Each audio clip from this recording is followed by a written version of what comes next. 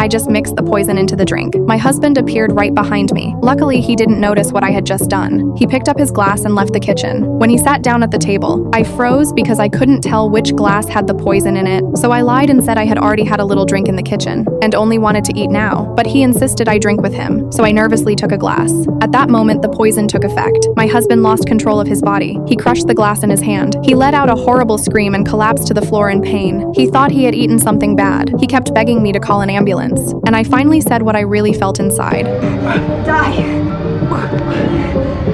Just die! Only then did my husband understand everything, but it was already too late. He soon passed out. I immediately called my lover to tell him the plan had worked. My lover is a forensic pathologist. He arrived at the scene with the police and lied that my husband had died of a sudden heart attack. But the sheriff grew suspicious because he knew my husband had always been very healthy. My lover suggested it might have been a stroke leading to heart failure. Suddenly, he noticed the poison bottle left on the floor. He quickly signaled for me to pick it up. Just as the evidence was about to be discovered, I started a conversation with the sheriff to distract him, so the bottle wasn't noticed. My husband was taken to the morgue. The assistant prepared to make an incision to drain the blood, but the body unexpectedly moved its neck. The assistant said it was a normal reflex. As they were about to proceed, the supervisor was suddenly told to stop. That's because I had just insisted the body be buried as quickly as possible, and I wanted to keep the funeral costs low, so they grabbed a cheap coffin, sanded it a little, and painted it. The funeral was held the next day. I was very happy, because I could finally be alone with my lover. Suddenly, a dog started barking outside. It was the dog my husband kept. I grabbed my shotgun intending to kill the dog, but I missed it, and the dog ran away missing his owner. The dog ran to the cemetery and began barking wildly. At that moment, my husband wasn't actually dead, and because the coffin was poorly made, he broke out and climbed out of the grain. He returned home immediately. At that time, I was with my lover getting intimate. Seeing a figure by the window, I thought someone was peeping. My lover went to check and found only the dog had returned home. While my lover was away,